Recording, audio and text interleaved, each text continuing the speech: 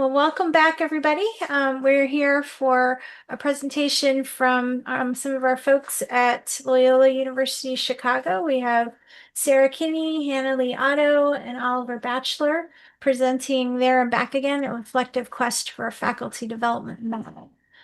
Sarah Kinney is a senior learning design engineer at Loyola University Chicago. She supports faculty in the design of accessible, inclusive courses and advises faculty in the adoption and implementation of learning technologies. Prior to joining Loyola, Sarah served as an instructional designer and composition faculty at Joliet Junior College, and she has a background in publishing, grant administration, and instructional support. Sarah earned a bachelor's degree in English from Medial College, a master's degree in English from University of Massachusetts, Boston, and a graduate certificate in learning design and technology from Harvard University. And she's pursuing an EDD at Loyola School of Education. Hannah Lee Otto is a senior learning design engineer whose role innovates how to deliver support through faculty development and research-based learning design. Hannah also works with the team as a system administrator of Loyola's learning management system and catalog of teaching and learning technologies. Prior to returning to Loyola, Hannah studied, taught, and worked at DePaul University, teaching first-year research writing, professional writing for business, and supporting faculty as an instructional technology consultant. Hannah applies her background in writing and pedagogy studies to strengthen the team's programs for professional development, leveraging content strategy and revising technical documentation. Hannah currently teaches in the instructional design program for the Loyola School of Continuing and Professional Studies, while also pursuing a doctoral degree at the Illinois Institute of Technology. Her research seeks to examine Korean popular culture media as an ideological mechanism. Oliver Batchelor is a learning design engineer at Loyola University Chicago. He is responsible for assisting faculty, students, and staff with design, development, and implementation of courses. Oliver has an MA in instructional design and adult learning from University of Colorado and an MLIS from University of Pittsburgh. Prior to Loyola, Oliver acquired over a decade of experience in higher ed as a research librarian.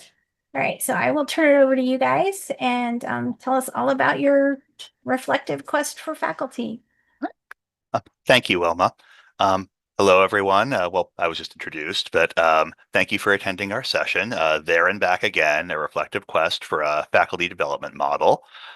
So my colleague, I should let you know off the bat, my colleagues and I are going to go through seemingly a lot of content, but we are going to provide our email addresses. So if you have any follow-up questions, you can always reach out to us. So without further ado, let's jump right in. In this session, we will guide you through a tour of Loyola University Chicago's faculty development programming eras within Sakai.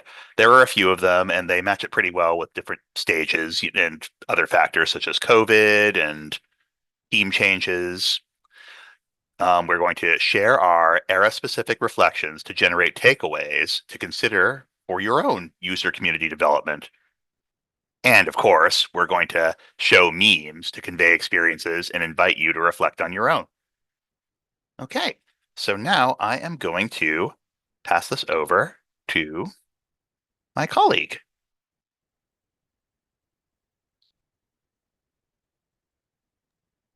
All right. Sorry, I'm not used to using Google Slides. So as we were developing our presentation, we realized our title obviously echoes the Hobbit theme, and we do enjoy food and eating. But as we structured this, we realized that it works nicely. We are going to start with giving you a tour with an exigence that compels each era, if you will, and to evidence that there is an artifact that came out of that exigence with a design of rationale. And from that, we do a quick reflection on like what worked, what didn't work in terms of like themes and takeaways. So that might be a little chirpy acronym for you because work in ITS and we live all the acronyms. And we hope that the session gives you an understanding of why informed faculty development for using the learning management system in your context helps your users increase their proficiency in teaching and doing pedagogical tasks. So for your learner success, and since we're at a university, those are very interconnected, and our priority audience in our team is faculty, so we definitely need to target them. And we hope the reflection, I mean, you've heard our obnoxiously long bios, but we all come from writing backgrounds, and we really value this exercise of reflection and how this recursive revisiting of what we do helps us to stay in touch with the technologies we have. So with that, you'll see that we actually ended up talking about eras and not so much about our title theme. And it was a nice way for us in terms of mapping out our timeline in terms of which artifact corresponded to which era, if you will. And if any Swifties out there, I am not a Swiftie myself, so I will disclose that. Please do not ask me questions about Taylor Swift because I am not going to be prepared to answer them, but it did give us a nice structure for our session. And so with that, we're going to go into our first era with Sarah. Great. Excuse me. Thank you. And I will also kind of slog through Google Slides. It's been a long time.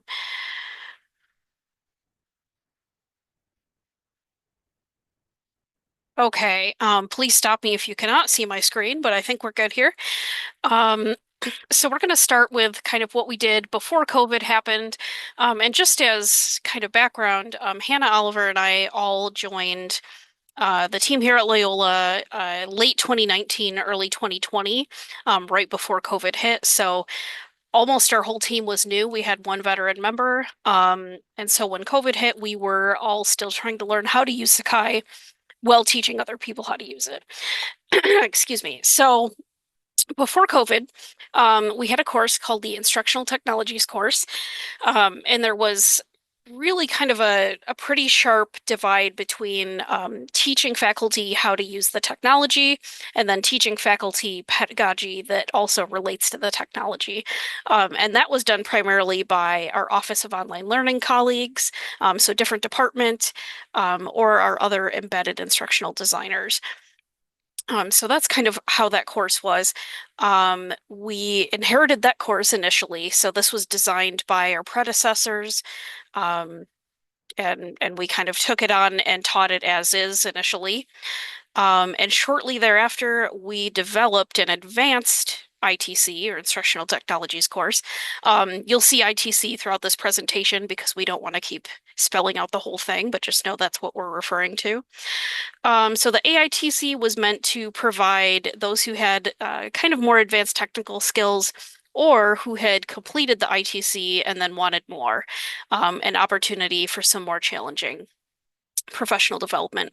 And we also just wanted to diversify our programming because I believe at the time, really that was the crux of what we were doing for faculty development was that course.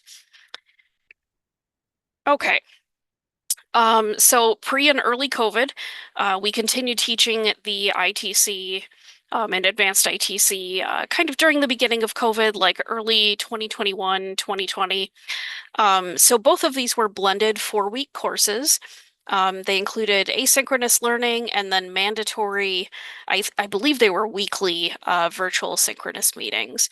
And so throughout, as we talk about these different offerings, we want to kind of show you little bits and snippets of the course and some artifacts in there just so you can see what it looked like. So this again, this is from summer 2020 Instructional Technologies course, and this was what we kind of inherited. So all of the modules were arranged in this learn it, try it, and then reflection kind of structure. So learn it included videos or links to documentation. Try it, so folks would be instructed to make their own Sakai project sites and then go practice in their project site whatever they had just learned from those video or documentation resources. And reflection, really, I think this is pretty uniform throughout the course. It really is just, you know, how easy was it for me to do this? So there wasn't any reflection about like how would I actually use this in a course or anything like that. I will play, I don't know if I've shared my computer sound or not. Share computer sound, let's do it. I will play just a couple seconds of this video because I think it will give you a very good sense of what this course is like. The Lessons tool, also known as a lesson page, allows you to compile media from different areas including other tools within this course. When you first access a lesson page by selecting it from the tool menu, you will see a few tips for getting started. In this video, we will be going over how to customize your lesson pages. First, select the gear icon located to the right of the Reorder tab. Within this page, okay, so you get the idea there. It's very kind of technical, almost has like a corporate training sort of vibe. Okay, and let's move on. So what worked and what didn't work with these courses? The video content, as I think you can see in that small excerpt, it is clear, it's concise. It really walks folks through how to do specific things in Sakai from start to finish. The organization, that learn it, try it, and reflect was consistent throughout the course, and that's pretty straightforward. And that blended format with the mandatory synchronous meetings allows for some cohort-based learning. What didn't work? As you can see, it's pretty dry. The course shell itself is dry, and the videos, again, are very kind of have sort of a corporate feel. Not to say they're not well executed. That's just kind of, that's what they're going for, I guess. I think one of the biggest challenges that we had in facilitating this course, as I mentioned, we had other teams responsible for kind of instructing folks in pedagogy. So it is really hard, and I'm sure folks here can relate, to try to teach faculty how to use Sakai and not include pedagogy in that. It makes for kind of unexciting applications and exercises. And then the blended format, well, the cohort-based component was a positive. Really, this was, we would say like meetings are, Mondays at 3 p.m. So if folks can't come Monday at 3 p.m., they can't take the course. So we're excluding people. Okay, and I'm going to move right into our next era. So this is COVID hits early March 2020. So yes, panic. Faculty are panicking, staff are panicking, admins are panicking. All classes have to move online immediately. And faculty need to get up to speed with the technology as quickly as possible. And not just the technology, but the pedagogy as well, because pre-COVID, Loyola's online course offerings were much lower. I don't have numbers off the top of my head to say like before and after, but it was much, much less. And so initially we called these boot camps. We renamed them to intensive workshops. And so these were put on as a collaboration between our Office of Online Learning colleagues and our team. And these were 4 hours each. I think we had, 1 or 2 breaks in there. It was a sit and get kind of session where facilitators are just talking and demonstrating. There's a little bit of Q&A, but there's really no interaction. We would offer these a few days a week. I think possibly even multiple times a day at some point, to just try to get as many faculty sort of on board with how to move their classes online. And I'm not going to share a artifact from that because really most of that was done live. So what worked? I mean, these were very highly attended because some departments and divisions required their faculty to go. And there was just the need. There were so many faculty that didn't have expertise in these tools or pedagogies. So it was really highly needed. The collaboration with our other colleagues to kind of blend the pedagogical and technological training, I think was really great. And the presentation was very consistent. We almost had a script we would read off of. Okay, and what didn't work? There's really no engagement because we're trying to show faculty everything there is in Sakai, Zoom, and also like designing assignments online, how to engage your learners. things like that. So we're trying to do all of that in 4 hours. It's not really designed for the learners to have like a really enriching experience. And obviously us as the facilitators got burned out very quickly between facilitating these and also answering record number of help desk tickets. Okay. And I think this is my last section before I turn it over to Oliver. So this, I think we'll see the dates in a moment. We decided to redesign the instructional technologies course and advanced instructional technologies course. And the reasons for that, really, there was a lack of engagement and a lot of attrition in those courses pre-COVID. Lots of people would sign up, very few would do anything in the course, many would not finish. We would end up with just a very small percentage of folks finishing the course. And we also, at this time, we gained some new team members, which you've met in other presentations today, who had other areas of expertise, like our colleague John, is great with multimedia. So that was kind of the reason for going back to the drawing board and trying to redesign this course in a way to make it a little bit more engaging. So it's gamified light. There are not things like leaderboards in this course. It's not competitive in that way. It's really it's fun, it's lighthearted. We played on a lot of puns. There's a lot more multimedia. So let me show you a little bit about how this looked after the redesign. So this is one of our kind of module pages, and we called modules quests. And let me play this great video that John put together, or we put together with John's help.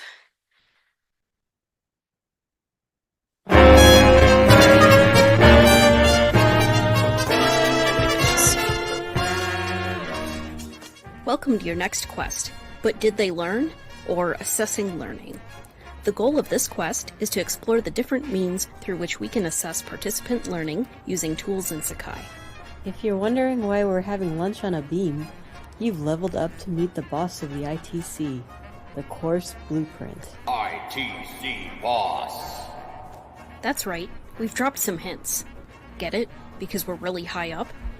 And now your quests have brought you to this important summit, tying together all of the insights and experiences designing and interacting with the ITC tools into a cohesive and aligned scaffolded course design.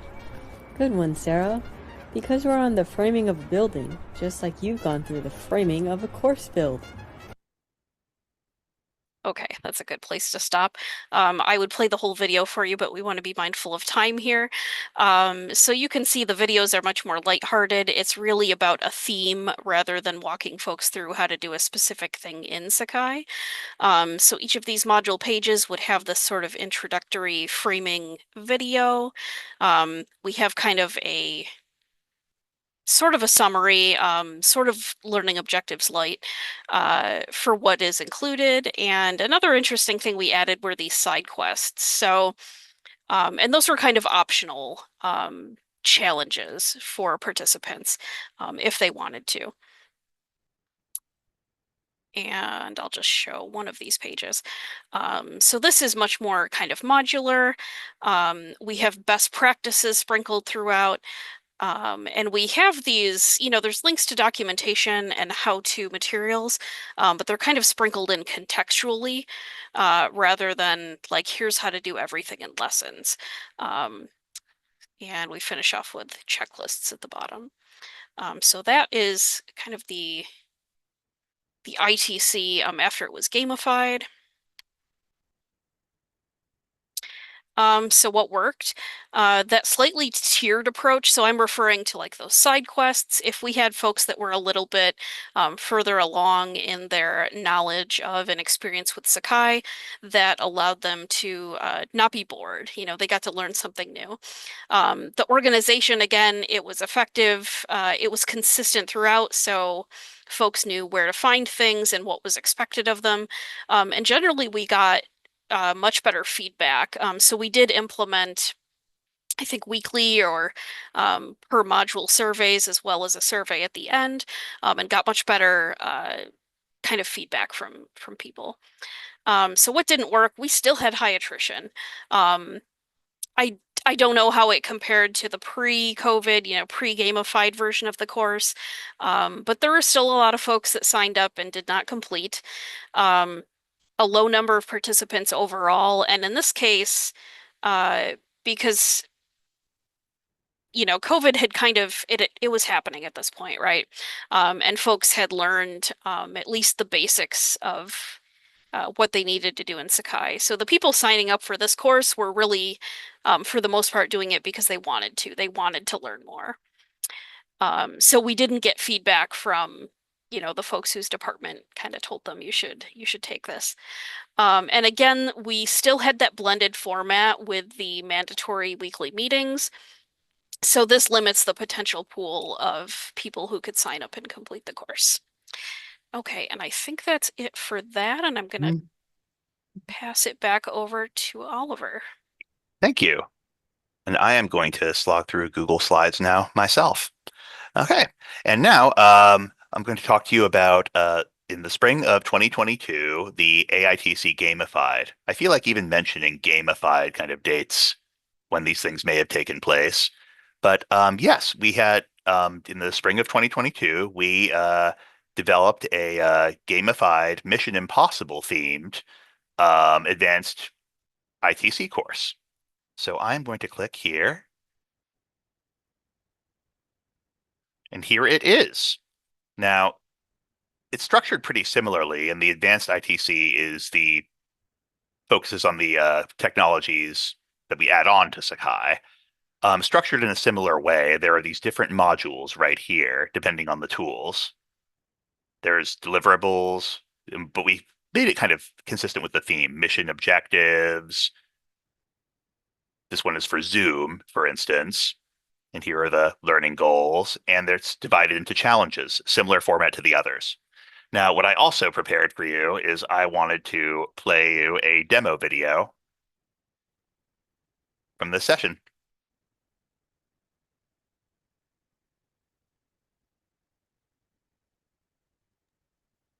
I think we're not getting your computer sound. Oh. If you're not getting my video, I will just continue on showing you the course. But yeah, each one is a mission, and it's a purely gamified approach. But yeah, I'm going to go back to these slides now in the interest of saving time. Okay. Now, overall, a lot of the similar things worked and didn't work for this one as in the regular ITC course. We covered all of the required content. Sections and subsections and different missions within each module. We got a lot of positive feedback on how it was organized. Participants had an easy time navigating to different topics, different missions, different tasks. And as I alluded to before, we got a lot of good feedback. The people who participated really loved it. And but there were some feedback that we received wasn't quite as good. I mean, gamification is a controversial subject still, even though it's a little bit dated at this point. But people have very strong views about it, so they either love it or they cannot stand it. And some people felt that there were too many bells and whistles, so to speak. There was we mentioned earlier about the self-selecting pool of participants and people who were enthusiastic about learning this stuff rather than being forced to due to COVID circumstances. We only had 3 participants, all of whom completed the course and responded positively, but still, it would have been much nicer to have many more. And among these 3, they were regulars. These were all people who routinely attend our webinars, sessions. They use our regularly book Zoom appointments with us. These are our heavy users. So without further ado, I'm going to pass it on to my colleague, So one thing we didn't mention, while these courses were in motion and offered, I think, on a regular schedule. So we offered them like maybe once a term, and they overlapped so that people can accomplish the ITC and go into an AITC, the advanced one, if they could. But while this was all going on, we were also still giving training sessions on our regular programming. And this is what this table captures. We were dealing with this attrition in our courses, and we were also getting no-showed a lot in the sessions that we were offering. And these sessions usually were about 30 minutes and targeted towards a very specific topic. So 30 minutes, learn how to make your Zoom meetings more secure. 30 minutes, learn how to create an assignment alternative in Sakai, just for example purposes. So we range all these different topics and we offered these, I want to say at least twice a week, offering different sessions, different times so that many people could attend. And what ended up happening, as you can kind of see from our data that we captured, is that people just wouldn't show up. They were sick of it, I think, right? Everyone was experiencing that burnout. They didn't want to learn more about something that they're already like busy using, or they don't have the time or bandwidth to devote more with. And because again, they're decontextualized skills, it's hard for people to understand, our users, our faculty users, why do they need to learn something about using tests and quizzes in Sakai or comments in the lessons page if you don't give them a use case, right? Or something more targeted or specific. So we just went about reflecting on the data because we have to report this anyways on our biweekly basis. And we found that, and math is not my strongest suit, but our average attendance, and this is with these outliers of our version changes. So when Sakai 21 happened, we got a lot more attendees at these sessions because they want to know more about this new version that's coming up and changes to come with that. But with that, there are about 2 attendees average, 2.1. And sessions with 0 attendees were 59. So you could think about that times 30 minutes or between 30 minutes and an hour, depending on the session length.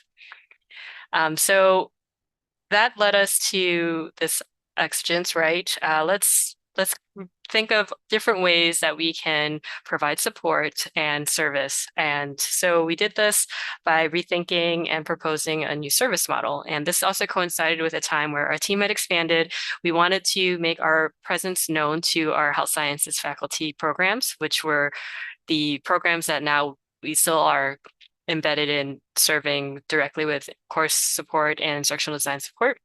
So we sort of compartmentalized the range array of things that we can do for our user community in these categories that are more audience friendly. And this also helps us with reporting. And this is just a visual of that data I showed you earlier, but yeah, you can imagine the time wasted and how our team was feeling when we're just promoting these like sessions, we're announcing them, we're putting them on our website, and then we sit alone in Zoom for 30 minutes, or we sit in drop-in alone for however long and no one comes. So the total wasted hours was 118 if you count development time. So that's a lot of hours. So I kind of went over that. Here's the artifact of like a proposed mock-up, and you could see that that was sort of a time where our leadership also favored these corporate professional technology ethos with these, stock images of professionals doing work with technology, presumably. And it kind of mirrors what we still have going on today in some ways. It laid nice groundwork for us still doing consultations, still providing opportunities to design courses, develop assessments, and we continue with professional development. And with that, I think we can move into pathways. We are getting close to the end of time Yes, here, we are. so I don't know how much more you guys have. We have a little bit of a buffer in between sessions. We can go over slightly.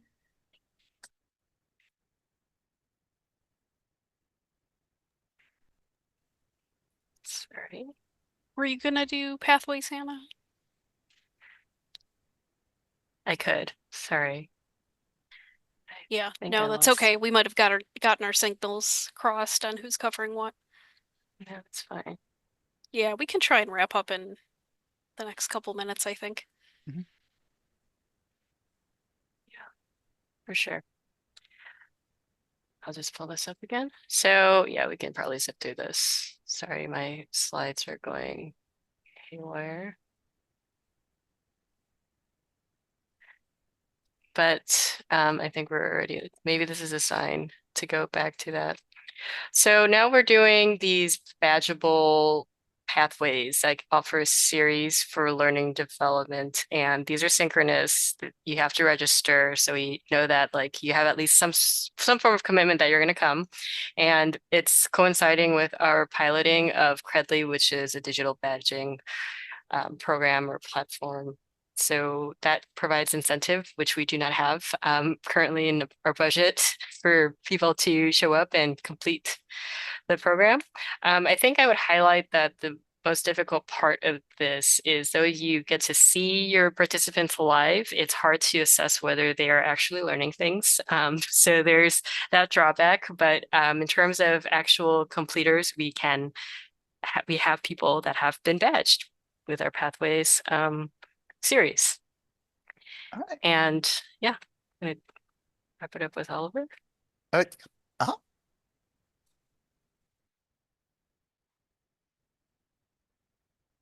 All right. All right. Now, in continuing with our current era, so it's an era of pathways and webinars, 2020 to present. It was born about by a demand for a wide net programming to reach a broad audience, kind of similar to a lot of our other eras.